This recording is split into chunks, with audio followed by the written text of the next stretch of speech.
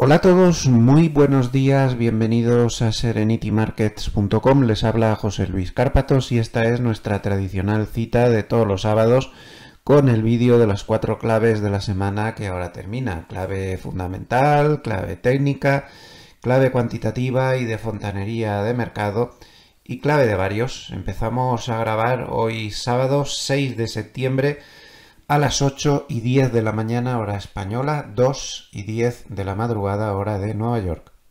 Como ven, hoy bastante madrugador, pero es que tengo que darme prisa porque vuelven los obreros. Si creen ustedes que ya habíamos terminado, bueno, pues un año después de empezar las obras de reforma, aún tenía 2 puertas mal puestas. Y ahora, hoy, a las 8 de la mañana, están por ahí por el resto de la casa, espero que no den muchos golpes, pues vuelven a aparecer a colocarlas. O sea, como colofón final de la gloriosa renovación, como dicen aquí, o reforma que he tenido, madre mía de Dios. Por cierto, la empresa que nos hizo la reforma nos dijo el otro día cuando apareció con las puertas, las que tienen que sustituir a las que pusieron provisionales, que habían dejado este trabajo, que se estaban dedicando a otra cosa. O sea, que con nosotros me parece que rompieron el molde. Y aún tienen que venir, porque tenemos placas solares en el techo, y aún tienen que venir a poner eso en marcha. Desde hace un año que están paradas. Porque mañana pasaba al otro y ya pues hasta que nos hemos puesto serios. Pero en fin, hemos batido el récord de todos los tiempos. Menos mal que uno tiene mucha paciencia, ¿no? Pero en fin, así estamos. Está toda la semana otra vez como en los viejos tiempos, llena de obreros. También estamos cambiando las cerraduras porque las que nos dejó el dueño anterior están hechas polvo. Hemos aguantado unos meses, pero eso está inasumible. Estamos cambiando también. Y bueno, y ahí andamos. Eso sí, todo eso pues con este incomparable clima que se está en la gloria. Mientras grabo este vídeo estoy con la calefacción puesta. Ya la calefacción es una constante en la casa desde hace 2 semanas. Como les vengo diciendo en los vídeos de los sábados, aquí el invierno se acabó a mediados de agosto. Perdón, el verano se acabó a mediados de agosto y empezó el otoño. Y así estamos. Encendemos la calefacción a menudo y las temperaturas pues están, para mí, que no me gusta nada el calor, ya lo saben. A lo mejor cada persona tiene unos gustos, ¿no? Pero ayer, por ejemplo, tuvimos 13 grados de máxima. Con eso yo creo que está dicho todo, y esto es lo normal. Hoy y mañana estaremos con un poco más, las temperaturas van a subir, un poco más de sol y mejor y tal, y vamos a llegar a unos 19 grados para el resto de la semana, pues volver a 13, 14, cosas así. Y suele ser lo habitual, ¿eh? No es que esté siendo este año excepcional, es que aquí es así. En estas altitudes el verano pues se suele terminar a mediados de agosto. A mí, francamente, esto me da la vida, estoy más activo para poder trabajar. El calor a mí me mata, el estar ahí asfixiado o con el aire acondicionado todo el día puesto que no me termina de sentar del todo bien, aunque qué remedio, ¿no? En determinadas latitudes. Aquí nada, en los poquísimos días de calor que ha hecho este verano no llega ni a 10. Se ponía el aire acondicionado municipal por las noches, el gratis, que es abrir la ventana, y todo pues bastante bien. Mañana domingo, en lugar del pequeño vídeo de reflexión de los domingos, voy a colgar un vídeo largo de 1 hora y media. No sé si recuerdan que hace un año y pico aproximadamente colgué un vídeo, que de hecho creo que es el vídeo que más se ha visto en el canal nunca. Un vídeo sobre lo que era el panorama de vivir en Suiza y todas estas cosas. Bueno, ya saben que yo ya tenía conocimiento de causa porque estuve en una etapa anterior, desde 1988 hasta el 2008, que estuve también por aquí. O sea que ya tenía bastante conocimiento de causa. Bueno, pues las mismas personas que grabaron este vídeo, el canal que me lo grabó, pues me propuso hacer un vídeo que fuera un año después, ya de estar viviendo en Suiza, y bueno, pues mañana lo vamos a colgar en el canal en lugar del vídeo de reflexión de los domingos, y ahí pues pueden ver un poco mis vivencias y todo lo que ha pasado y demás, sin ánimo de nada. No tengo ánimo ni de convencer a nadie, ni de... No sé, cada uno... Esto es un proceso interno, interior, de muchas cosas. Simplemente pues contar mis vivencias, que ya saben que me gusta hacerlo, pues de esa manera lo haremos de una manera mejor. La grabación se hizo con bastantes medios, con un dron, con un buen equipo que vino a grabar el vídeo. Yo creo que les va a gustar. Si les gustó la parte 1, seguro que les gusta la parte 2. También mucha gente me pregunta que dónde está el libro de Leones contra Gacelas. No está en ningún sitio ahora. Ya saben que los derechos del libro los han tenido durante 10 años una editorial de las grandes, que yo estaba muy descontento y que he recuperado hace muy poco tiempo los derechos del libro. Entonces, lo primero que les pedí era que retiraran el libro de sus canales de venta, cosa que me costó bastante, no fue tan... a pesar de que ya estaba firmada la cancelación del contrato, pero bueno, ya está, están retirados, eso es lo primero que había que hacer, y ahora estoy trabajando en la nueva edición de Leones contra Gacelas, o algo parecido, porque estoy trabajando, pero aún no tengo decidido al 100% cuál será el formato, porque no tengo claro que lo mejor sea hacer una edición mucho más grande como tenía pensado en un principio sobre la edición anterior. Igual lo hago de otra manera. Entonces ya lo veremos. Estoy en ello y bueno, pues dentro de unos meses se volverá a poner el libro a la venta, mucho mejor que antes y de una manera más así. Y no creo que sea el último. Tengo una idea editorial muy potente en la cabeza. Ya saben que nosotros tuvimos en otra etapa una editorial bastantes años, que con la crisis que vino después del lío financiero del 2008, que en España fue muy potente a partir del 2012, pues no tuvimos más remedio que cerrarla, porque costaba mucho mantenerla a flote, pero yo adoro los libros y tengo en la idea muchas más cuestiones relacionadas con el tema editorial. O sea que no creo que sea este el último libro que me vayan a escribir, ¿eh? Ni muchísimo menos. Además, se supone, ya saben que tengo ya 65, estoy como si fuera un jubilado. Los jubilados dicen que se dedican a vigilar las obras, cosa que hago, vigilo todas las obras que tengo alrededor, a ir al parque a menudo, a darle de comer a las palomas. Aquí no hay palomas, pero le puedes dar de comer a los cuervos, pues de vez en cuando, que es lo que hay. Y muchos de ellos a escribir libros y cosas de estas, ¿no? Bueno, pues yo no estoy jubilado, pero como tengo ya la edad de eso, pues igual tengo que hacer estas cosas. Bueno, pues nada, en cuestión de series y todo eso, esta semana les puedo contar bien poco porque me ha tocado la cuota familiar de ver culebrones familiares para contentar y que me dejen ver luego a mí el tenis y el fútbol a gogo. Así que esta semana solo he visto de cosas decentes el segundo capítulo de Invasión, poco flojeras, ¿eh? No sé, a ver si mejora, pero está un poco flojeras. Con lo buena que fue la temporada anterior, no está muy allá.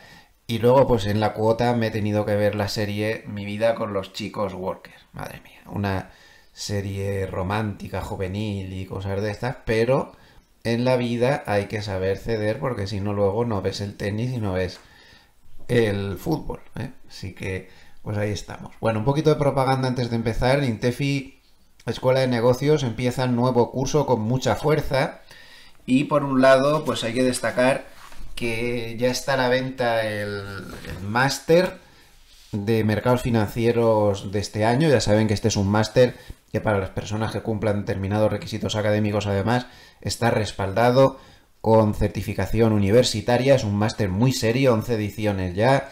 Está muy trabajado, en mucho nivel, mucha calidad. Ya saben que yo doy una asignatura importante que es la de enfoque profesional de todo esto.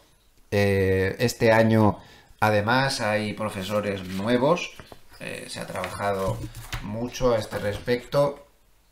Hay un nuevo módulo de análisis macroeconómico, que creo que es una carencia que había.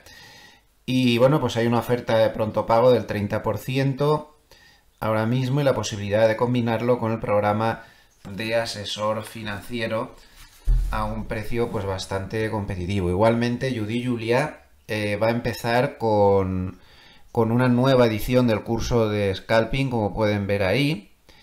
Y también va a empezar, y este es un programa que a mí me parece muy interesante, psicotrading, un programa de psicotrading hecho por ella, que la verdad es que está muy bien porque son 12 horas en directo con ella.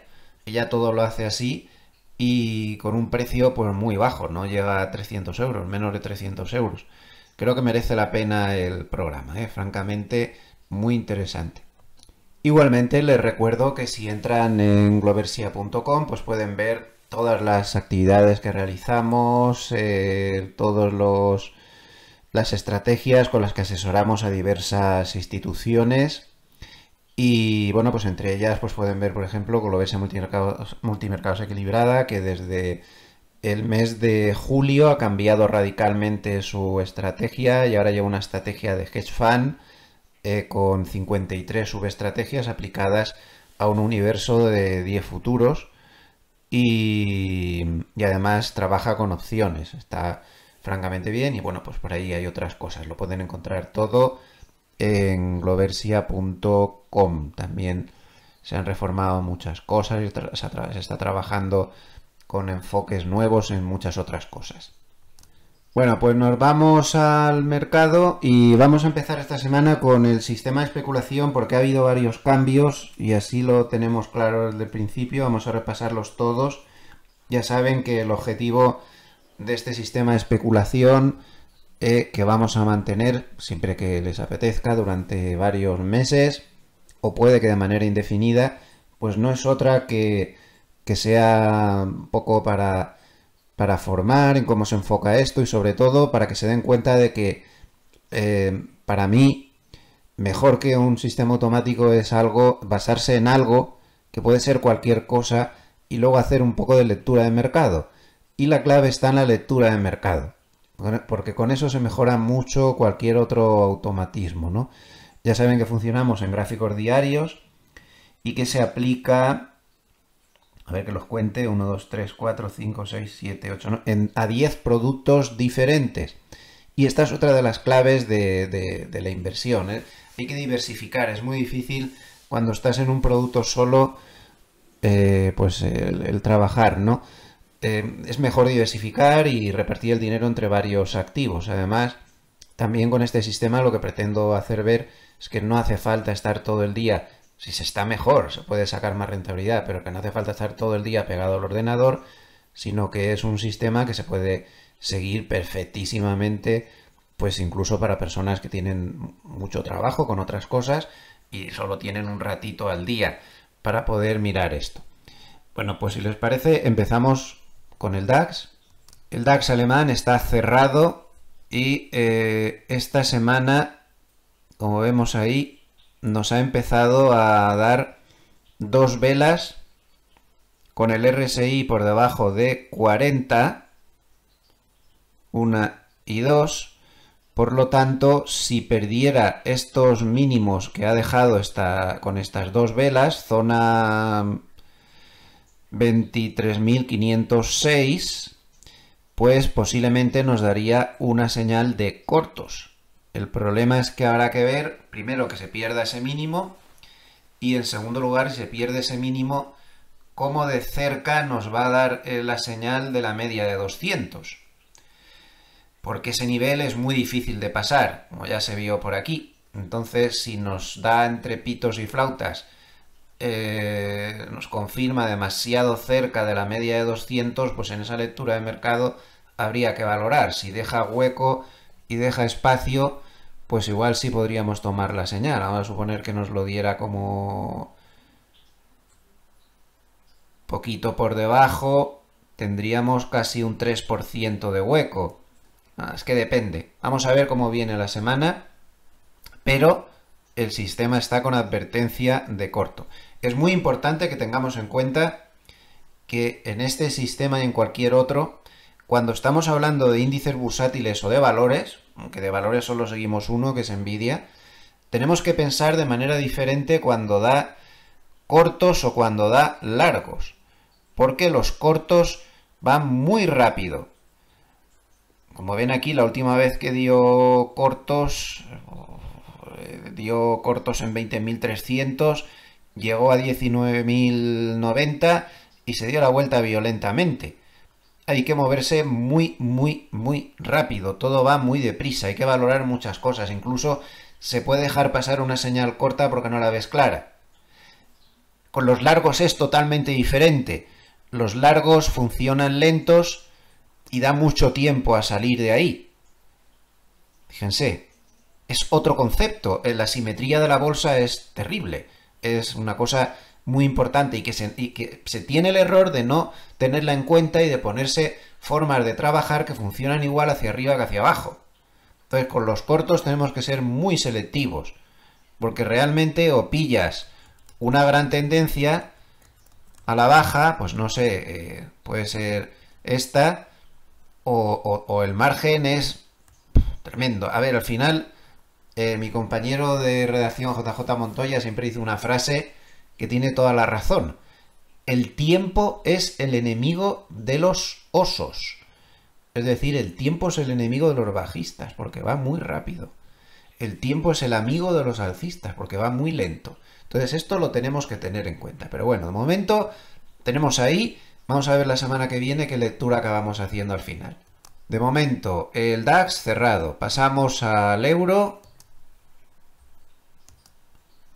Bueno, pues en el euro estábamos cerrados desde el día 30 de julio y como vemos el RSI se mueve ahí entre dos aguas, no nos da ninguna señal y por lo tanto continuamos cerrados. A destacar, vamos a aprovechar el repaso del sistema para análisis técnico, como el euro lleva 36.000 intentos de romper esta banda de Mogilev superior, zona 1,1728 con margen hasta 1,1765 y de momento no lo ha conseguido. Si la rompiera, lo normal es que se fuera rápidamente a 1,1854, pero en análisis técnico hasta el rabo todo es toro. Tiene que romperlo para estar seguros de nada, ¿de acuerdo? Por debajo, soporte muy fuerte y muy importante en la media de 100 en 1,1586. Perder eso, ojo, peligro, se podría ir muy rápido a 1,1420. La mayoría de bancos de inversión están diciendo que a lo largo del 2026 se irá a 1,20, 1,25, porque presuponen que como va a bajar los tipos de interés la Reserva Federal, el dólar se va a debilitar más aún. ¿Saben lo que les digo? Que demasiado consenso veo. Y si hay algo que funciona bien en el mercado es la ley de sentimiento contrario. Mucho convencimiento en que el euro va a subir contra el dólar y el euro es muy poco fiable siempre. Por muchas subidas que haya tenido recientemente, no olvidemos los problemas internos que tiene la zona euro, con un Producto Interior Bruto ridículo, que no levantamos cabeza ni para la de 3, y que para ponernos de acuerdo en algo pues necesitamos 7 años. Yo no lo tendría tan claro. Miren, por ejemplo, la crisis que estamos teniendo ahora en Francia. Eso muy bueno para el euro no es, porque al final acabará pagando el pato de la crisis de Francia el Banco Central Europeo, léase todos los contribuyentes de la zona euro, entre los que no me encuentro ahora, por cierto. Así que cuidado, Por lo tanto, euro cerrado. El Bitcoin, bueno, pues ya saben que estamos por ahí en lectura de cortos.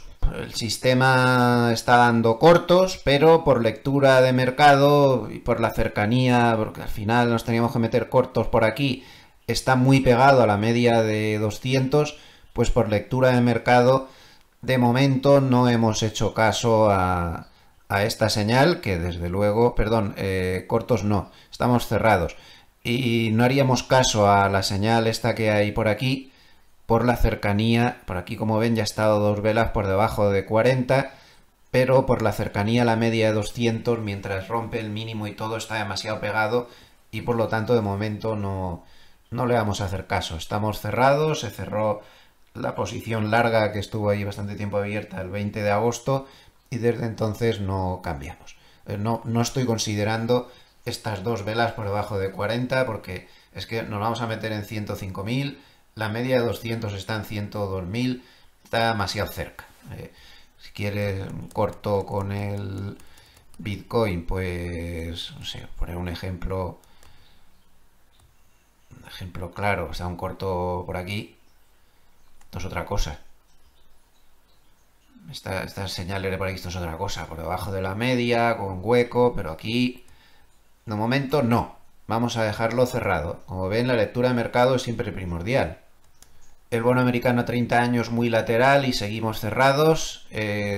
Gracias al dato de empleo de ayer, que luego comentaremos ampliamente, pues ha tenido fuertes subidas. Esto nos ha dado una vela por encima de 60. Bueno, pues estaremos atentos a ver qué pasa. De momento solo tenemos una vela por encima de 60. Seguimos cerrados. Además, hay que tener en cuenta la banda de Mogalef que asoma por aquí también. De momento cerrados. En el SP500, pues ya saben que estos dos rebasamientos por debajo de la zona de 60 por lectura de mercado no les hice caso porque estaba demasiado cerca, no estaba muy claro, está muy lateral. Esta y esta vela sí es vela de señal clara para por debajo del mínimo de esta vela cerrar las posiciones largas que se mantienen desde mayo, pero no ha llegado a perder esa zona de mínimos, ¿no? Y como pueden ver, por lo tanto, mantenemos la posición larga. Si no llega a pasar por encima de 60 y pierde esta zona de mínimos, una zona de mínimos realmente tremenda, y aprovechamos para el análisis técnico del SP500, pues no, ahí no nos vamos a salir. Es que fíjense, ahí está la banda de Mogalef inferior, la media de 50 y el Kijun, todo en el mismo punto. Ya si pierde eso, sí, cerraremos largos que vienen desde muy abajo, tienen muchísimo margen para cerrar. Pero ahora mismo no, porque está en zona de soportes importante. ¿Cómo vas a cerrar encima de soportes? Se te da el mínimo, te lo da el mínimo un poquito por aquí, que dejarle un poco más de margen. No vamos a esperar a que se acerque ni a media 200 ni nada, porque está muy lejos. Si pierde esta zona de mínimos, salvo que desactive la señal porque se coloque por encima de 60, que eso resetea, pues si pierde los mínimos cerraríamos. Por arriba tiene muy fuerte resistencia en 6.564 a la altura de la banda de Mogalef y también en 6.525 donde tiene una resistencia natural. Está muy lateral, estamos ahí en la cabeza como que está muy alcista de fondo, pero a corto plazo está tremendamente lateral. Está en el mismo sitio que a mediados de agosto. Ha pasado un mes y no ha ido a ningún sitio.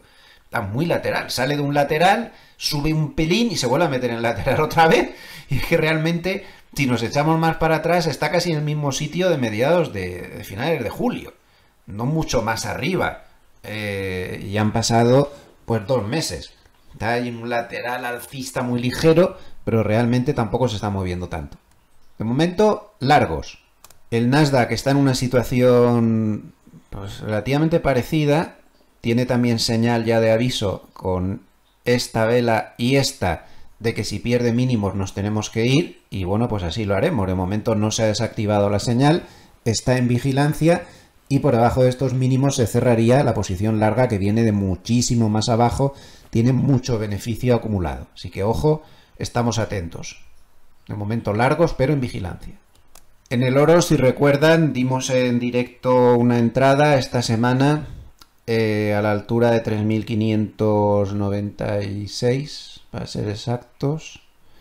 Entramos como por aquí, más o menos, con lo cual hemos ganado un 1,35% durante la semana. Y me gustaría pararme aquí un poco. Que bueno, a ver, aquí nos dio la señal 1 y 2, nos dio la señal como por aquí, pero estábamos demasiado pegados a la banda de Mogalef superior donde ya se había parado, entonces vimos cómo rompía la banda de Mogalef, pero entonces hay que hacer un poco de gestión de la posición.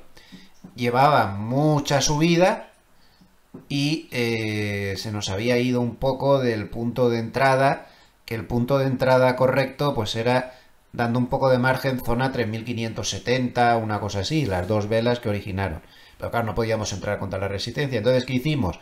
Pues aprovechar esta corrección que tuvo al día siguiente, la señal estaba clarísima, se había abierto la banda de Mogalef y aprovechamos esta corrección pues para entrar como por aquí, un poquito por encima del punto ideal, pero no tan lejos como llegó a estar al día siguiente. Estas cosas hay que hacerlas así, esperar un poco el pullback para poder entrar y si se te escapa, pues se te ha escapado.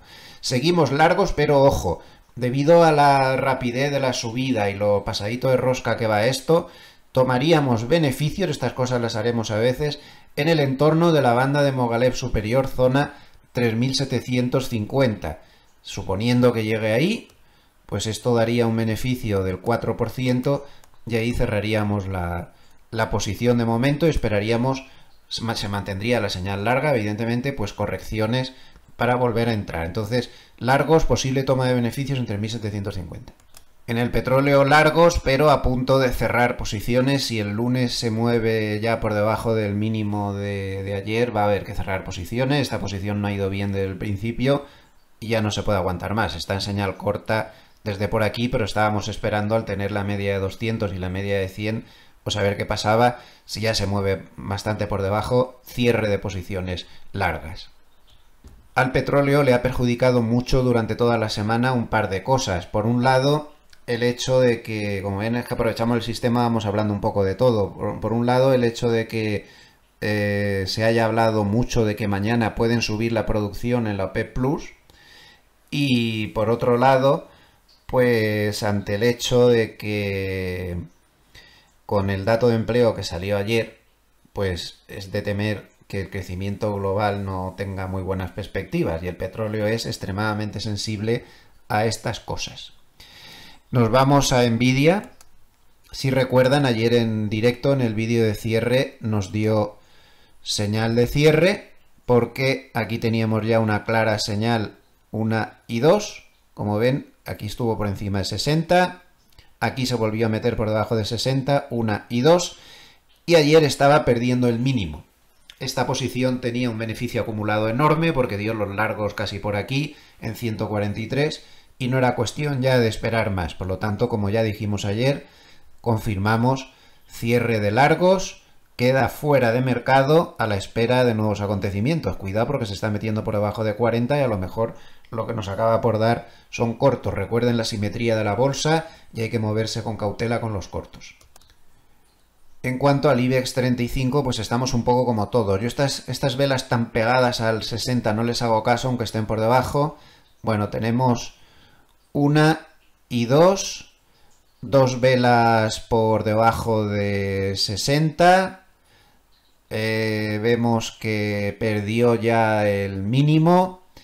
Lleva un beneficio acumulado bastante grande. Esperamos un poco porque la pérdida de este mínimo pues estaba justo encima de la media de 50 y de la banda de Mogilev, pero la configuración es bastante clara, no sé yo. Vamos a ver, podríamos valorar el cerrar incluso en la subida y esperar acontecimientos a ver qué pasa. El lunes iremos decidiendo por lectura de mercado, porque la señal ya nos habría indicado cierre realmente, ¿no? Pero la cercanía a soportes nos hace dudar. Quizá también una llegada a esta zona de aquí podría ser interesante tomar beneficio. En el momento, en alerta total porque estamos en señal de cierre, pero por lectura de mercado aún no la hemos ejecutado. Acabamos de hablar de Nvidia y vamos a detenernos otra vez en Nvidia. Ayer volvió a bajar el 2,70%, lleva una figura técnica ya un poco inquietante. Como pueden ver, Nvidia fue muy radical y desde que nos dio señal de compra, por ejemplo, el sistema de especulación a principios de mayo, nunca el RSI había siquiera salido del 60. O sea, la señal es que más clara no podía ser. Ahora lo está haciendo por primera vez desde mayo. La figura está empezando a ser un poco fea. Es una figura de construcción lenta de vuelta. Y Nvidia no está siguiendo los vaivenes sentimentales que está teniendo el SP500 y el Nasdaq, ¿no? Realmente durante la semana hemos ido viendo cómo se iban turnando los 7 magníficos para dar apoyo. Tuvimos una subida grandísima durante la semana de Google, que llegó a subir en una sola jornada el 10%, debido a noticias corporativas favorables, en concreto una sentencia judicial que decía que no tenía que vender Chrome por todos los temas antimonopolio que tenía, ¿no? Bueno, luego tuvimos a Meta, que también tuvo noticias favorables y tiró, fueron tirando varios, pero no Nvidia. Y Nvidia es el mercado. La correlación entre Nvidia y el SP500 y el Nasdaq es total, es que es el 8 y pico por ciento del SP500 y más del 10% del Nasdaq, él solo. Entonces, la correlación entre el mercado y lo que hace Nvidia es total.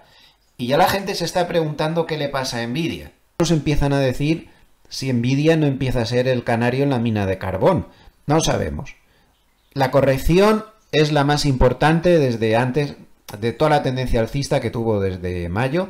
Si echamos retroceso de Fibonacci, algo que parece razonable teniendo en cuenta todo lo que lleva subido, pues nos podemos hacer una idea de dónde podían estar los topes si se iniciara una corrección.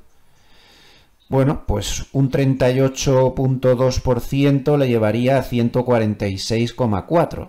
Y no sería nada, ¿eh? Y no pondría en peligro su tendencia alcista anterior. Ahora mismo estaría cerca ya del retroceso del 23.60, pero el 38.20 le supondría como un 10% extra. Claro, es que ha subido mucho. Y no sería nada, vuelvo a repetir, corregir un 38.20% de una gran tendencia alcista previa no es nada, es una corrección sin mayor importancia, pero la cuestión es que ha subido mucho. Lo que le está pasando a Nvidia es lo que estamos hartos de decir en cada sábado, en cada vídeo de cada sábado. La cuestión es que el mercado pues, se hace preguntas y se pregunta si no hay demasiada producción ya de productos de inteligencia artificial, si la capacidad de absorber todos esos productos no estaría un poco sobrepasada y se necesita un cierto reset, ¿no? Y más teniendo en cuenta los constantes informes que aparecen que muestran que las grandes tecnológicas están gastándose una fortuna en inteligencia artificial, nadie duda de que sea el futuro, pero de momento el monetizar esas inversiones brutales que están haciendo y que Nvidia es uno de los mayores beneficiarios, pues está muy difícil. Y de momento pocos rentabilizan esas inversiones, ¿no? Yo creo que soy de los pocos. A mí me sigue haciendo un papel el ChatGPT, que es que para mí es un empleado. Es un empleado, 179 francos creo que me cuesta al mes. No protesta, no pide reducciones de jornada, no pide pagas extras, ni vacaciones, ni nada. Ahí está siempre el pobre y la verdad es que lo hace muy bien, ¿eh? Yo lo uso en el modo ese de pensamiento profundo para cosas importantes, luego las repaso para que estén correctas.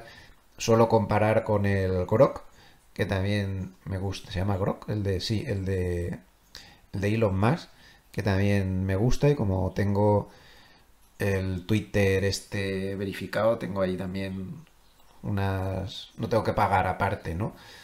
Y bueno, pues a mí me pasa este documento a PDF, tradúceme esta imagen, ves un gráfico que te interesa, se lo pones, te lo traduce, te lo explica, te lo interpreta. Madre mía, o sea, es que lo estoy usando cada 10 minutos, no digamos nada para traducciones, porque yo aquí mi nivel de francés ha subido a nivel conversaciones, pero escrito me cuesta un porrón. Entonces yo todas las cartas que tengo que hacer aquí para unos y para otros las escribo, me las escribe él. Y bueno, documentos oficiales a veces me llegan cosas de impuestos que no sé ni lo que... Entiendo perfectamente lo que me pone en francés, pero no entiendo qué quieren decir ni de qué ley están hablando y se lo metes ahí el formulario entero y te lo... Bueno, es una maravilla, una maravilla. Entonces el futuro está ahí, pero todo tiene un límite. Vuelvo a repetir que tú no te puedes comprar una camisa en el Corte Inglés por 10.000 euros. Por muy buena que sea la camisa. Una camisa buenísima, de muy buena calidad, de un diseñador de moda y no sé qué, pues a lo mejor te puede costar 1.000 euros y es una barbaridad. Pero no puede, una camisa no te puede costar 100.000 euros. Eso no puede ser. Entonces, pues con esto estamos un poco igual, ¿no? Y esas son las dudas que le surge al mercado, que a lo mejor luego se le disipan, ¿eh? No sabemos. No tiene por qué ser esto el principio de nada. Pero las dudas son esas y están ahí. Y claro, las manos más especulativas, los hedge funds, pues están muy moscas. Están yendo a la contra de lo que hace el mercado. Fíjense los cortos consolidados de los hedge funds, ¿dónde están? Esto no quiere decir nada, los hedge funds no siempre aciertan, ¿eh? A veces toman posiciones en una dirección y se la comen. Eso ha pasado en numerosas ocasiones. Pero ahí están. Cuando están ahí es porque hacen interpretaciones como estas, que esto ha llegado demasiado lejos y bueno, pues ya ven, están con los cortos más altos de la historia, están batiendo récord de cortos en este momento. Vuelvo a repetir, que esto no significa nada, que esto no sirve para operar, que se equivocan muchas veces, pero solo intento demostrar que ese sentimiento del mercado al respecto pues está ahí. Otra de las claves de la semana, importantísima, pues es el empleo, o más bien yo diría la situación laboral de Estados Unidos. Durante la semana hemos tenido una colección de datos macroeconómicos relacionados con el empleo que nos están haciendo sonar todas las alarmas y están alzando todas las banderas rojas de advertencia. Lo que pasa es que la bolsa no escucha. Sí escuchan los bonos, como luego veremos, pero la bolsa no escucha. Porque la bolsa, pues hay ahí un montón de combinaciones, hay gente de muchos sentimientos diferentes que usan determinadas herramientas. Hay una gran parte también hoy en día de gente que nunca ha conocido una tendencia bajista en serio. Cualquiera que haya entrado después del 2008 no la ha conocido, solo conoció una intermedia que no duró mucho, duró solo un año, la del 2022, pero una en serio de las que te masacran vivo y que se te comen por los pies, mientras hayas entrado después del 2008-2009 no la has visto. Entonces, bueno, pues ahí hay mucha combinación de cosas, mucho sentimiento, muy difícil, y la bolsa no interpreta, pero fíjense cómo está el tema del empleo. Ayer se dio un dato de creación de empleo de 22.000, pero es que durante la semana ya se había dado un dato de JOLTS muy malo. Se había dado un dato de ADP, que ahora ya se le dice que era el bueno y el que estaba mal era el dato de empleo general, ya era hora que se les hiciera justicia. Peor de lo esperado. Se dio un dato de subpartida de empleo del ISM de servicios, mucho peor de lo esperado y en contracción, 46. Si el empleo de servicios, dicho al revés, si el empleo de servicios está en contracción, ¿cómo va a subir el empleo de la economía? Si servicios es el 75%, pero es que el de manufacturas también está en contracción.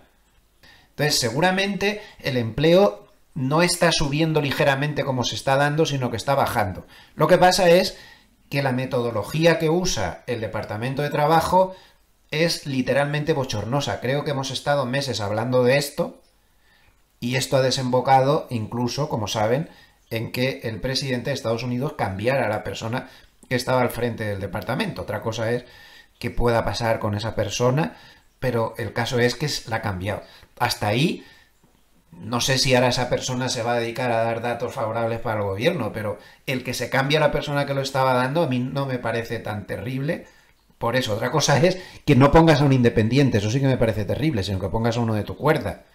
Pero ahí se merecía eso, que se quitara todo el equipo que estaba calculando esto y que se metiera a gente independiente a ver si lo rehacía. Es que esto es inadmisible. Y les voy a poner un ejemplo que lo tienen puesto aquí de Zero Hedge y de Covey y Letter, que es bochornoso. Cuando se dio el dato de junio, en su momento, pues no recuerdo cuánto se dio, pero no sé si fueron 130.000 o... Se dio un dato de empleo magnífico. Magnífico, el dato de empleo de junio. Que evidentemente, pues supuso la subida de turno de las bolsas y toda la historia. Qué engañados nos tenían, qué crimen la subida de las bolsas, porque es que era todo mentira. Fíjense lo que ha pasado en junio tras todas las revisiones posteriores. En realidad, en junio no se crearon tantísimos empleos como se dijo en un principio, sino que se destruyeron 27.000 empleos el primer mes en negativo desde la pandemia del COVID. Y que no nos encontremos con que alguno más de los que vienen detrás, como por ejemplo el de ayer, termine en negativo también, una vez que empiecen las revisiones. Entonces, al margen de la poca vergüenza de la metodología que usaban o de no sé qué estaban haciendo el Departamento de Empleo, es que hay un problema muy serio. Y esto nos muestra que no nos podemos fiar. Porque ya ven lo que pasa después. Entonces, no sé si recuerdan la de veces que para una que acierto la tengo que restregar. La de veces que les decía, este dato es falso, llevo 4 meses. Este dato es falso. Y este también. Y este también. Eran falsos los datos, que estaba clarísimo porque el resto de indicadores no cuadraba con este. Si es que es así de simple. Ahora sí, ahora están todos en línea. Nadie está saliéndose del tiesto. Entonces, claro, aquí hay un problema con el empleo morrocotudo. No podemos minimizar esto. El empleo está con muy serios problemas. Se está poniendo pañitos calientes, que si por los emigrantes que se están yendo, que si no sé qué, si no sé, bueno, vas a dejarnos de historias. El empleo tiene un problema. La economía de Estados Unidos está empezando a resentirse en serio. Muy en serio. Y el paro se fue al 4,3%, que es el máximo desde el año 2021. Y ustedes podrán decir, bueno, ya, pero es que eso lo decía ya en el vídeo de cierre, ¿no? Pero es que creo que es muy importante. Ustedes podrían decir, sí, pero bueno, un paro del 4,3% es muy bajo y tampoco hay que preocuparse. El problema es que no es verdad que haya un paro del 4,3%. Es que tenemos un problema a nivel internacional de manejo de los datos macroeconómicos con fines políticos. Y no lo digo ni por los que están ahora en el gobierno ni por lo que estaban antes, porque lo hacen todos. Entonces los datos están maquillados de oficio para que parezca menos y para que la gente de a pie, que no tiene por qué tener conocimientos de economía, pues viva feliz. Y se hace en Estados Unidos y se hace en todos los lados. Por ejemplo, en España se usa todo ese lío de los fijos discontinuos y todo eso para maquillar las cifras. En Francia se usan otros trucos, en Italia otros. Aquí no se libra nadie. Bueno, ya como ven están empezando con los martillazos. Discúlpenme y espero que no les moleste mucho. En todos los sitios hay trucos. Entonces, en Estados Unidos uno de los trucos, esto se hace también en muchos otros países, es que si tú estás buscando empleo y pasa mucho tiempo, pues ellos consideran que es absurdo que no encuentras empleo porque no lo buscas con el ahínco necesario, ¿no? Y te quitan de la lista del paro. Claro, que esto se lo digan a un mayor de 50 años o de 55 años, yo soy un mayor de 50 o 55 años por mucha diferencia, estoy en el 6º piso ya, en la mitad, casi ya camino del 7º piso, lo que te puede costar encontrar un empleo. Yo tengo muchísimos amigos de mi edad que se quedaron parados a los 50 o 50 y tantos años y que al final se han tenido que jubilar prácticamente sin encontrar un empleo o sobre todo sin encontrar un empleo decente.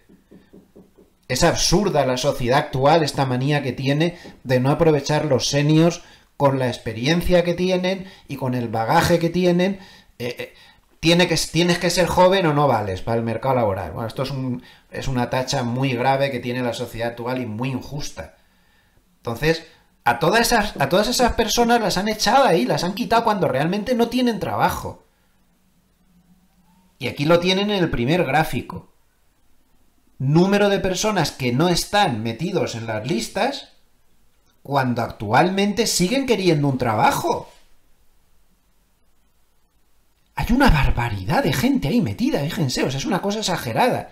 Miren la escala. O sea, es tremenda cantidad de gente que hay ahí metida. Entonces, si metiéramos ahí en el paro ese falso que nos dan, que es mentira.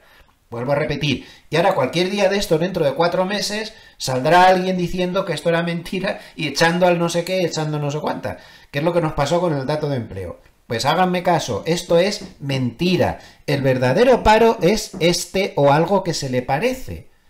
En este gráfico en negro tienen al paro presunto que se supone que hay del 4,3%, aquí lo vemos mejor, pero el paro de verdad, si metemos a esas personas que sí están buscando trabajo en su mayoría, pero les han echado de la lista, está cerca del 8%. Por eso sí que es preocupante, porque tú tienes en realidad un 8, no un 4. Y eso vale para todo el mundo. La mayoría de países de la Unión Europea está falsificado también a la baja. Cuando no usan un truco, te usan otro. Son muy creativos. Pero de lo que se trata es de convencer a la masa que nos tratan como a tontos y como a borregos nos tratan para que nos creamos que la inflación está más baja, que es mentira. Todos los datos de IPC son absolutamente mentira, y perdonen mi vehemencia, pero es que estoy hasta las narices de que nos engañen los políticos de todos los colores. A mí no me gusta ninguno, lo vuelvo a repetir, ni de derecha, ni de izquierda, ni de centro, porque los veo a todos iguales. Todos nos intentan tomar el pelo con estos datos maquillados. Y ustedes me van a decir a mí, por favor, piensen en sí mismos, que desde que metieron al euro, la inflación acumulada en estos 20 y tantos años es de verdad la que ponen ahí en las cifras. ¿De verdad? ¿Usted de verdad cree que en España ahora mismo hay una inflación del 2 y pico % cuando usted va a comprar al supermercado y va a no sé dónde? Yo no se lo puedo decir, porque ahora hace ya mucho tiempo que no compro supermercados de España, pero sí puedo decir que hasta que me vine aquí, mi sensación era de que la inflación estaba subiendo el doble o el triple de lo que a mí me estaban diciendo en las listas cuando iba al supermercado a comprar. Y eso que yo tampoco se crean que iba al Mercadona, como todo el mundo, que tampoco es muy caro, pero es que era tremendo.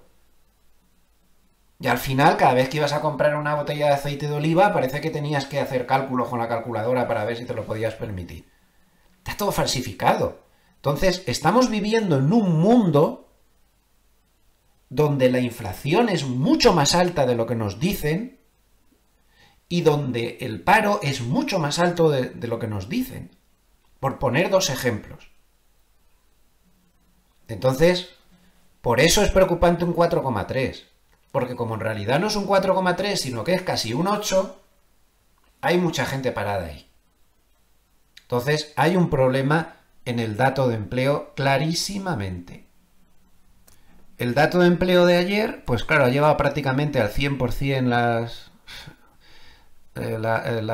las apuestas en los derivados monetarios, pero en los mercados de apuestas, no, bueno, está un poco por debajo, el 87%, pero lo importante es que a pesar de lo que están diciendo algunos, el dato de empleo para el mercado, yo me fío más de los mercados de apuestas que de los derivados monetarios, no está llevándonos a un descuento de que se vayan a bajar 50 puntos básicos. Como pueden ver, las posibilidades de bajar más de 25 puntos básicos en la reunión del 17 de septiembre son tan solo del 12%. Mi opinión, pues hombre, con las presiones que tienen, es evidente que una bajada de 25 puntos básicos está segura. Esto es el ChatGPT que le tengo programado para que todos los días me haga resúmenes en las aperturas y está muy bien. Bueno, entonces seguro que van a bajar 25 puntos básicos, créanme, seguro. Pero 50 puntos básicos lo veo muy difícil. Salvo que en el dato de IPC que se dará la semana que viene nos llevemos un susto. Porque si saliera un dato de IPC muy subidito de tono, podría darse el caso que la Reserva Federal no tocara nada y se montara la de Dios es Cristo. Si la semana que viene sale un dato de IPC muy alto, el mercado no es tonto, va a descontar que las posibilidades de bajadas de tipos se desvanecen y podríamos tener una corrección brutal.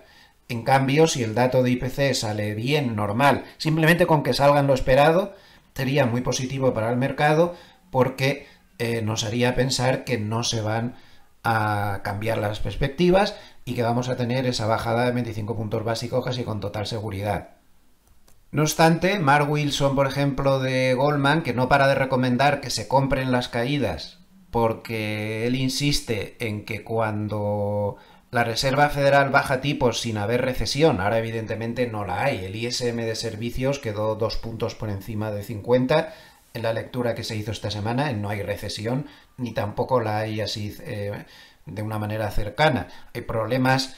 El crecimiento está ralentizado, el empleo tiene muchos problemas, pero no hay recesión. Entonces ellos se basan en este gráfico que les voy a enseñar ahora. En este gráfico se basan en la línea azul, que cuando empiezan a bajarse los tipos y no hay recesión, a continuación viene una subida muy importante. Cuando se empiezan a bajar tipos, pero sí que hay recesión, es al revés, lo que hay es una caída muy importante. En fin, estas cosas es como lo de los temas estacionales, ¿no? Hay que manejarlos con una cierta prudencia. ¿de acuerdo? Ahora ellos creen, bueno, contando desde que se hizo la primera bajada de tipos, que ya saben que ahora lo único que estamos era en un periodo de pausa, pues creen que ahora lo que viene es esto. Que no digo que no les falte razón, pero que esto es como la estacionalidad, que no siempre te cuadra. Esto es un promedio de episodios anteriores y no siempre te cuadra. Pero en base a esto, Goldman no para de decir, bueno, la mayoría de bancos de inversión lo están diciendo, que compres en las caídas porque va a venir esto. Demasiado consenso hay en esto y por ley de sentimiento contrario me preocupa.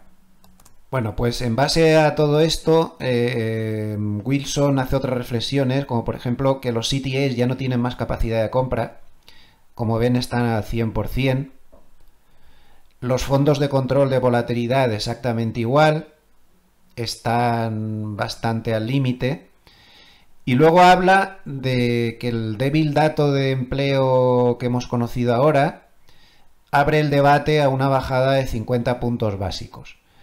Dicen que en función de lo que salga en el IPC, que no lo descartarían del todo.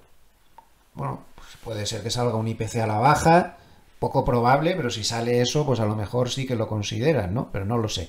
Dice que de momento ellos en lo que están pensando es en 3 bajadas de tipos de interés desde ahora hasta Navidades. Por cierto, que nos queda menos de un mes para empezar a celebrar las Navidades, ¿eh?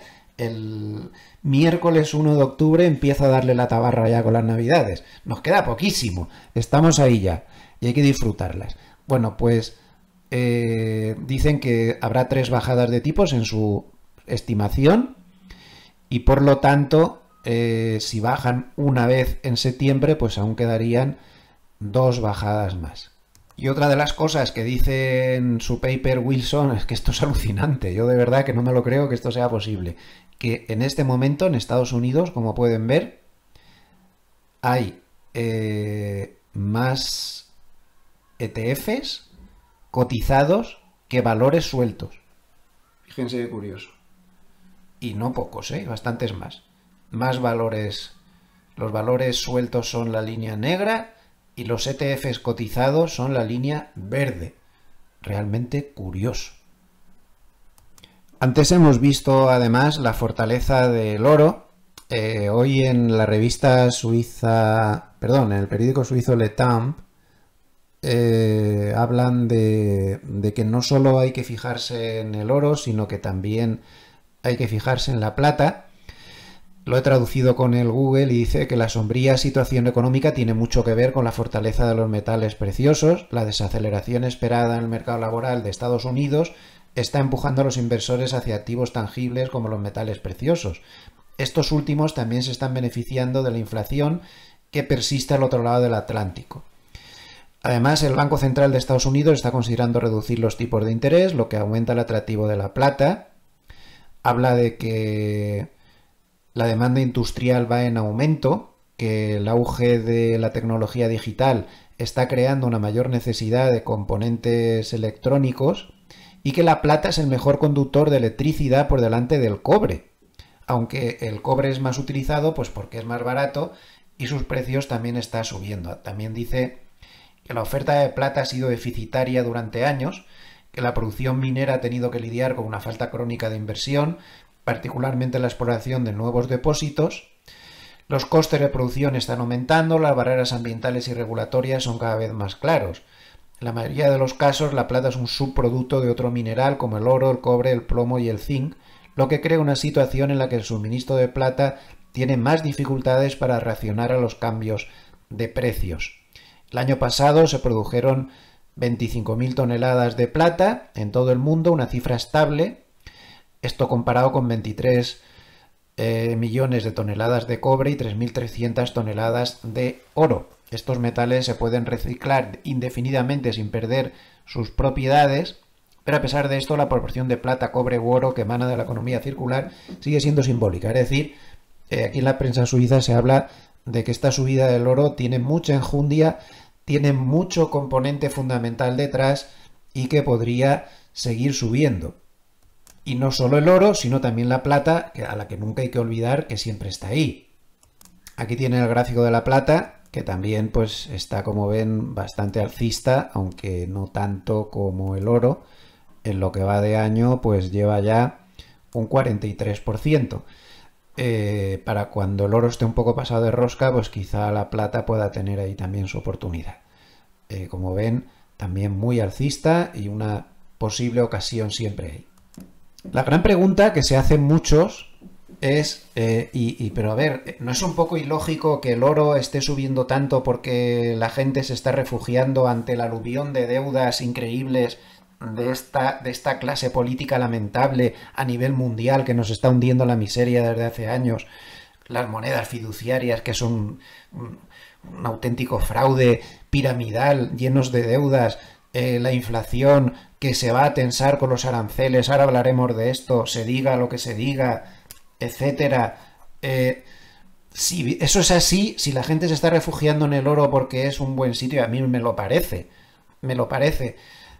es un buen sitio, me parece el franco suizo un buen sitio también y otras cosas, pero ¿por qué entonces están subiendo también los activos de riesgos y está la bolsa de Estados Unidos en máximos históricos?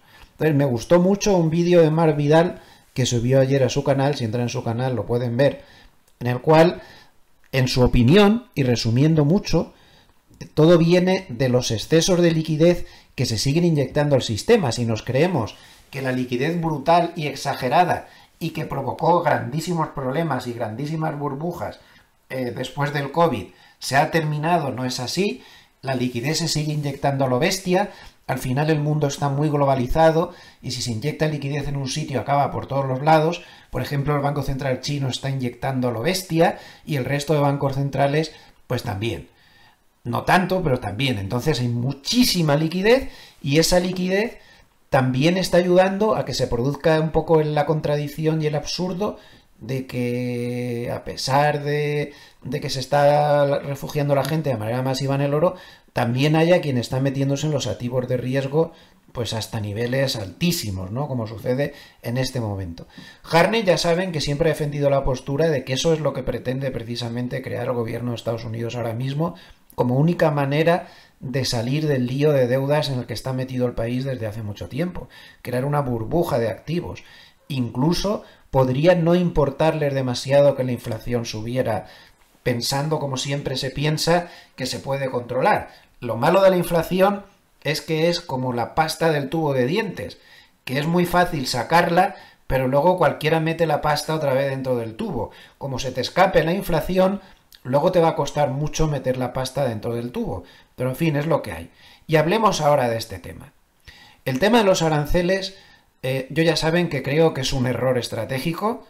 Estados Unidos se está centrando en que les entra mucho dinero, de que les entra anualizado casi 500.000 millones de dólares y que eso puede tapar los agujeros del déficit fiscal y demás, y por lo tanto va por ahí. Pero por favor, seamos serios. Los aranceles no van a arreglar a medio plazo nada. Los efectos secundarios que tienen lo van a fastidiar todo. Y sobre todo, vayamos a lo simple. ¿Un arancel qué es? Un arancel es un impuesto que le pones a tu propio consumidor. Porque como ya hemos demostrado hasta la saciedad, las empresas no acaban por absorber eso. Acaba, como ya ha previsto Goldman en sus estudios, absorbiendo casi en un 70% se lo va a comer el consumidor de Estados Unidos.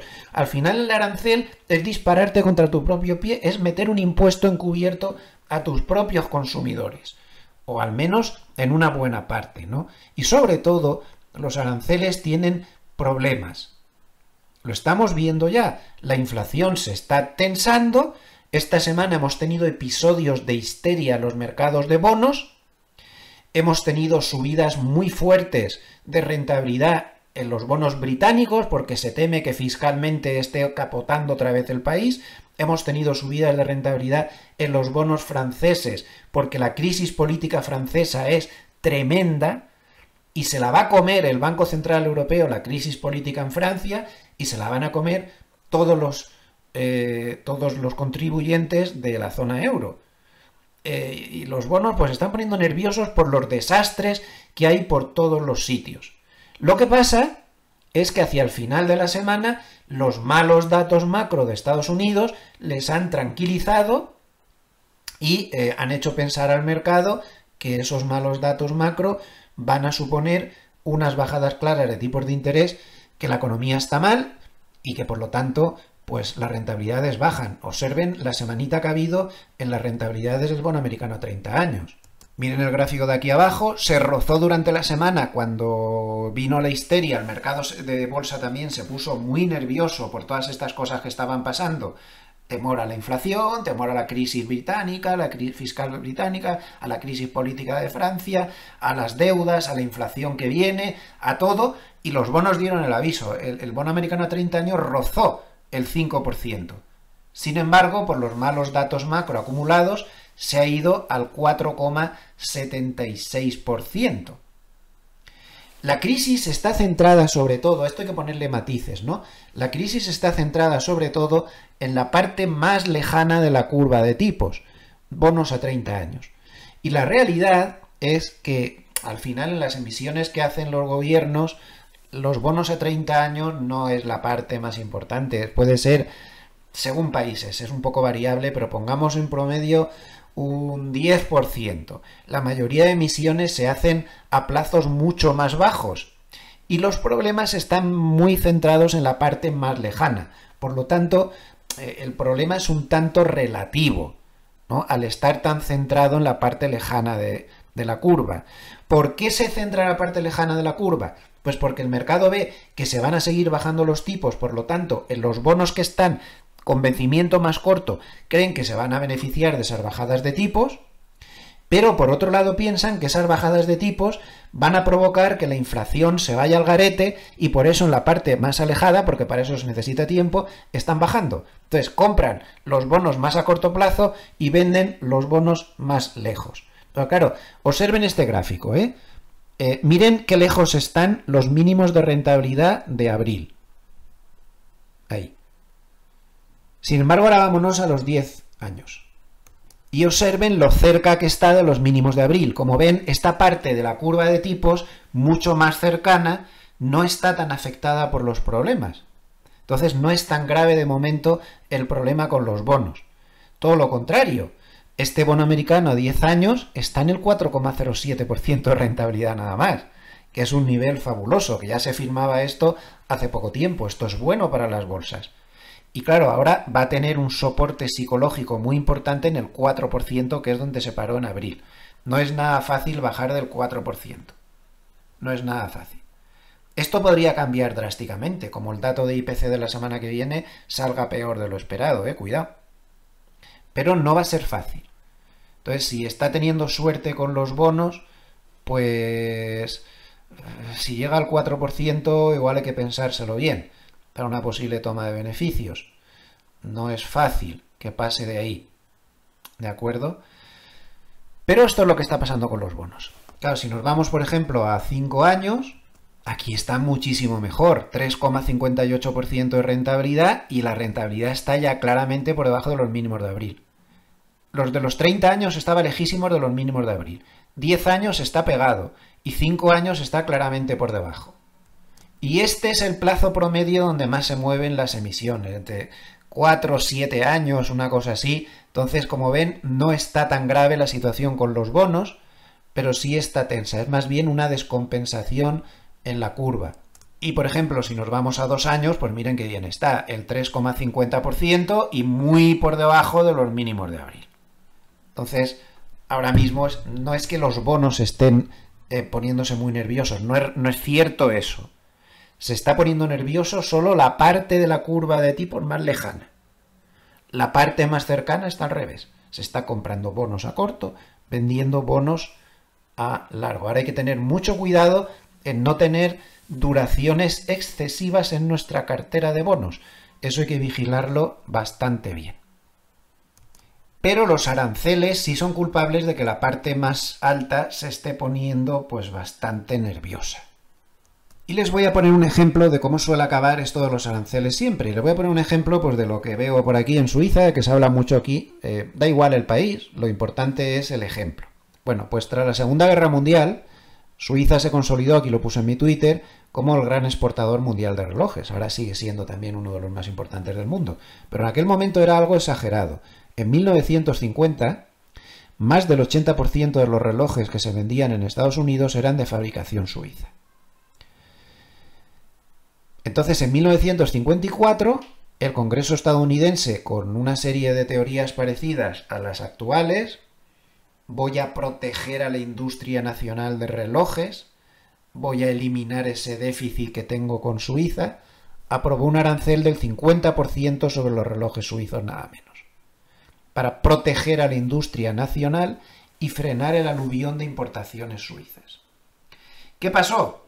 Que se aplicaron los aranceles, pero no se consiguió el objetivo. La industria relojera estadounidense siguió de mal en peor. No se le protegió. Empresas como Elgin y Waltham terminaron cerrando o reduciéndose drásticamente en los años 60 y 70. O sea, se convirtieron en empresas muy pequeñas e incluso llegaron a cerrar. No se protegió a la industria, no se consiguió nada. En cambio, Suiza mantuvo su liderazgo en relojes mecánicos de lujo y la paradoja, que es lo que va a acabar por pasar ahora, no vas a proteger a la industria, no estás protegiendo los empleos de la industria, que se supone que estás protegiendo todo lo contrario. Y la paradoja es que el arancel de Estados Unidos al final terminó afectando más a los consumidores estadounidenses que a los suizos, porque los relojes eran más caros. Eso es lo que va a pasar. Entonces, concluyo. Este episodio anticipa lo que luego se repetiría en otros sectores. Los aranceles no bastan para frenar, esto lo decía la prensa suiza, un declive estructural cuando la otra parte es tecnológicamente superior. La guerra de los relojes de los 50 se considera un fracaso proteccionista que demuestra los límites de la política arancelaria. Y esos límites no han desaparecido. Y va a subir la inflación. Denlo por hecho. Va a subir la inflación. Y es que además no parece tener límite para la administración de Estados Unidos el tema de los aranceles. Esta semana se ha vuelto a hablar de ponerle a los aranceles a los semiconductores, de poner a los semiconductores unos aranceles del 100%. ¡Hala! Y siempre estamos igual, y siempre está con aranceles para abajo y para arriba. Esto ya está llegando demasiado lejos. Y va a dar problemas económicos, ya lo estamos viendo con el dato de empleo. Cuidado. Otro problema que ha estado también muy en boga durante la semana es el peligro de la posible pérdida de independencia de la Reserva Federal. Claro, fíjense la cita de Bessent que repetía Tim Iraos del Wall Street Journal esta noche. Decía Bessent, la Reserva Federal ha puesto en peligro su propia independencia. La Fed debe reducir las distorsiones que causan la economía. Supongo que esto se refiere a los errores que ha cometido y tal. Pero la frasecita siguiente dice, las políticas no convencionales como la flexibilización cuantitativa deben usarse solo en verdaderas emergencias, y ahora viene lo bueno, en coordinación con el resto del gobierno federal. Coordinación con el resto del gobierno federal. A mí me parece que no tiene la Reserva Federal ninguna posibilidad de evitar el que le van a quitar la independencia y que el gobierno va a tomar el control. Y eso tiene consecuencias bastante importantes. Ya hemos hablado mucho de estas consecuencias. Los gobiernos tienden a bajar mucho los tipos de interés, las paguitas, los gastos para que les voten, todas estas cosas tienden a ser muy gastadores. Ese es el peligro de cuando toman el control de los bancos centrales, ¿no? Un ejemplo tenemos en Turquía, 2022-2024, Erdogan obligando a los banqueros centrales a que bajen los tipos y las inflaciones entre el 60 y el 80%. Pero hay otro peligro oculto cuando la Reserva Federal pierda la independencia, porque yo doy por hecho que la va a perder. Y hay que hilar fino para ver esto. Y en el diario económico suizo l'AFP plantean de manera muy brillante este peligro. Dice que si la Reserva Federal, le da al traductor del Google, está en francés, si la Reserva Federal de Estados Unidos perdiera su independencia, las consecuencias serían graves para todo el mundo. Pero fíjense por qué. Bueno, habla de la propensión de los gobiernos y de todo el mundo a mantener los tipos demasiado bajos, a luego decir que vas a bajar la inflación y luego dejarla subir para violar tus compromisos. Entonces dice que para evitar este sesgo, las personas con una aversión particularmente fuerte a la inflación pueden ser nombradas para un banco central y dejarlas independientes. Mejor aún, se puede dar al Banco Central la tarea de mantener la inflación baja en promedio sin dejar de tener derecho a reaccionar ante choques temporales. Este es el régimen de metas de inflación que la mayoría de los bancos centrales han adoptado desde la década de 1990. Sin embargo, opina este diario que este régimen solo funciona si el Banco Central está protegido de la presión política. Si no le proteges de la presión política, la inflación se dispara, como lo demuestra el ejemplo de Turquía que antes nombrábamos, donde alcanzó entre el 60 y el 80% en 2022-2024 la inflación en medio de la presión política para bajar la tasa de interés. Dice que en cualquier caso, incluso a pesar de que no haya sesgo, la independencia del Banco Central es útil porque le permite comunicar de manera creíble la política futura, ¿no? Y esto afecta a las expectativas de inflación. Y es que, según este diario, las expectativas de inflación son la clave, las expectativas que tienen las empresas de la inflación.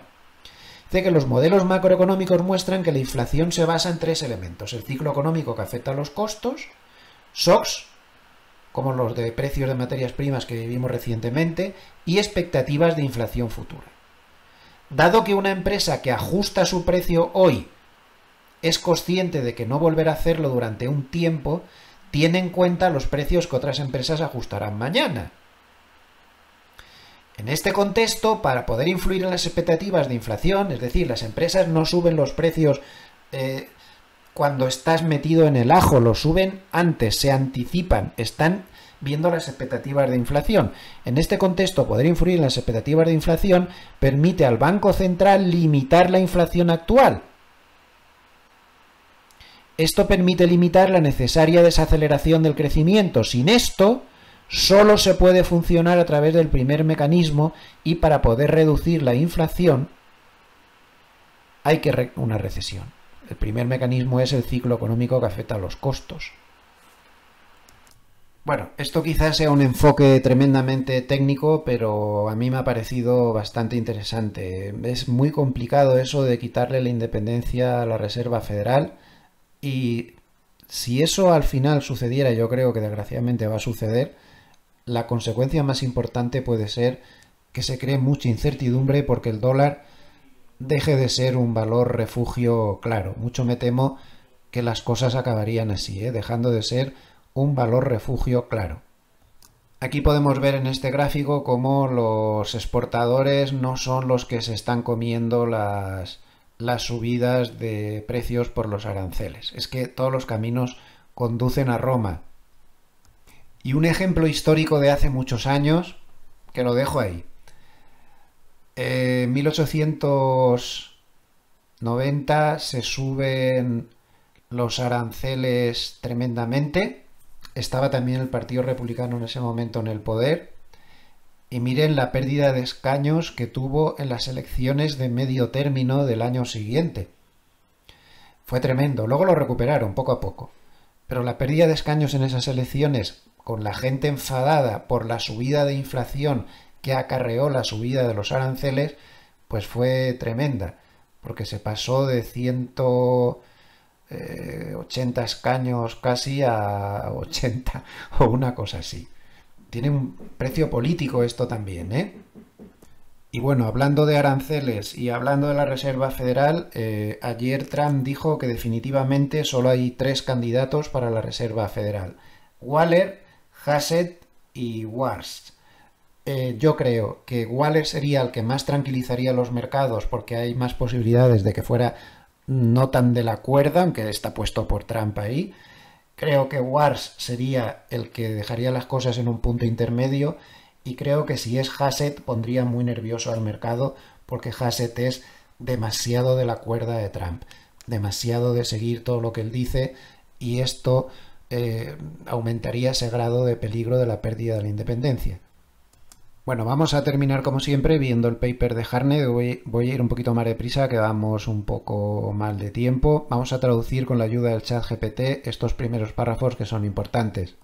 Habla primero de las bolsas asiáticas. Dice que un inversor en Tokio opina que el Nikkei no llega a 60.000 solo por la política interna, y que un inversor de Singapur dice que la sorpresa sería un acuerdo Xi-Trump que intercambiara la apreciación de la moneda china por menores aranceles de Estados Unidos, lo que llevaría a la bolsa de Hong Kong muy por encima de 30.000. Pues puede ser una posibilidad que pacten eso. Tú controlas la moneda y yo te bajo los aranceles. Habla de lo que ha pasado esta semana con los bonos. Dice que el rendimiento del bono a largo del Reino Unido ha llegado de 30 años al 5,6%, ha sido el rendimiento más alto desde 1998, y el de Francia a máximos desde el 2009, el de Japón, siempre hablando de 30 años, a máximos desde 1999. El americano llegó al 5%. Dice que, y esto es lo importante, aquí estamos largos en oro en un escenario de control de la curva de tipos. YCC significa control de la curva de tipos. Cree que es lo que va a hacer el gobierno. Perdonen los martillazos, me están poniendo negro los albañiles. Estamos largos en oro en un escenario de control de la curva de tipos. Y dice Hartnett que cree que rendimientos más bajos, que es lo que parece que va a haber, pues va a suponer una ampliación del mercado bursátil vía sectores sensibles a bonos, como biotecnología, REITs o pequeñas compañías. Dice que, bueno, aquí este párrafo está desfasado porque él no sabía cuando publicó el paper que el dato de empleo salió muy malo, porque él lo publicó el jueves. Dice que hay una analogía con lo que pasó entre 1970 y 1974 con Nixon, que él también presionó políticamente a la Reserva Federal y los cambios del dólar para relajar las condiciones financieras y crear un boom preelectoral, lo que presupuso que subieron mucho los activos de riesgo. Es verdad, presionó al presidente de la Reserva Federal de aquella época y cedió completamente a lo que le pedía Nixon. Los rendimientos del Tesoro estuvieron a la baja hasta que llegó una segunda ola de inflación. El análogo de Nixon sugiere que este año y el que viene necesitarán controles de precios para detener la inflación. Por lo tanto, él cree que lo mejor es estar largos en sectores que superen a China y cortos en sectores que azoten la inflación. Es lo que pone aquí literalmente. Ya sé que no está muy claro qué quiere decir, pero es lo que pone aquí literalmente. Su indicador Bullenberg 5,9 está lejos de dar señal de salida. Los flujos de fondos 51.800 millones de dólares a cash, 22.200 millones a bonos, 17.600 millones a bolsa, 6.500 millones de dólares en oro. Es muchísimo dinero lo que ha entrado en oro para el tamaño de este mercado, y 500 millones de dólares a criptos. Pero lo explica un poco más adelante, y este va a ser ya el último párrafo que vamos a traducir porque es donde explica un poco cuál es su idea. Lo ven aquí, dice: el mercado sigue operando bajo la lógica de la política de Trump, que ahora leemos. Dice: cortos en sectores que azotan la inflación. Dice: el siguiente más vulnerable son las utilities, ya que Trump prometió reducir a la mitad el precio de la electricidad en 12 meses. Mientras que la secretaria de Energía de Estados Unidos dijo estar más preocupada por el aumento de precios eléctricos impulsado por la inteligencia artificial. Permítanme que les ponga este gráfico. Fíjense cómo suben los precios de la electricidad por la inteligencia artificial, que consume mucho. Es una barbaridad. Esto es uno de los principales límites que tiene todo el boom de la inteligencia artificial, el consumo de electricidad. Entonces, por eso él dice cortos en sectores que azotan la inflación, como por ejemplo las utilities, o sea, sectores que, como están intentando hacer cosas para que la inflación no suba, les va a perjudicar. Y largo en sectores que superan a China para ganar apalancamiento frente a Pekín y obtener un acuerdo comercial favorable en 2026. Por ejemplo, las grandes tecnológicas, los 7 magníficos, semiconductores, aeroespacial y defensa. Dice que esta dinámica va a continuar mientras el índice de aprobación de Trump se mantenga por encima del 45%, pero podría terminar mal si la aprobación cae por debajo del 40%. Y aquí hace una pequeña reflexión y con esto terminamos. Dice: de la mano invisible al puño visible. Aunque no se hayan anunciado controles de precios explícitos de Trump en 2025, la intervención del gobierno de Estados Unidos en la economía con fines políticos está aumentando. Creo que esto no tendremos nadie ninguna duda, ¿no? Porque es tremendamente exagerado, la intervención es total. Aquí de liberalismo nada. Trump probablemente sabe que una segunda ola de inflación sería muy impopular políticamente. ¿Recuerdan ese gráfico que les he puesto antes del siglo XIX? De cara a las elecciones de medio mandato. Recuerden ese gráfico. De ahí los movimientos sutiles para controlar los precios. Entonces, en energía, desregulaciones, esfuerzos por la paz en Ucrania, que a lo mejor lo que tienen detrás es que baje el precio de la energía. El caso es que las acciones energéticas han caído un 3% desde las elecciones. Sanidad, orden ejecutiva para bajar los precios de los medicamentos, vivienda, declaración de emergencia nacional de vivienda. Son medidas que está intentando tomar el gobierno para ponerse la venda antes que la herida en esa inflación que sin duda va a llegar. El mercado lo sabe y Trump también lo sabe. Entonces ese es el tema y en eso se basa Hartnett con sus previsiones y recomendaciones. Y voy a traducir un párrafo más para que se entienda todo bien. Dice que el próximo gran movimiento de los rendimientos de los bonos va a ser a la baja, no al alza, a la baja, porque es probable que los responsables de política respondan a los movimientos desordenados al alza en el coste de la deuda pública, pues mediante operaciones twist, de las que ya hemos hablado en otras ocasiones, a través de otra QE o directamente a través de un control de la curva de tipos. Cada vez hay más inversores que creen que va a haber un control de la curva de tipos. Saben que Japón esto lo hizo durante mucho tiempo y frenó por completo las subidas de rentabilidades. La Reserva Federal está bajo una tremenda presión política para recortar tipos. A él le recuerda lo de Nixon, que hemos comentado antes, pero es que encima los datos de Estados Unidos también se están debilitando, lo cual permiten a la Reserva Federal que se bajen tipos, ¿no?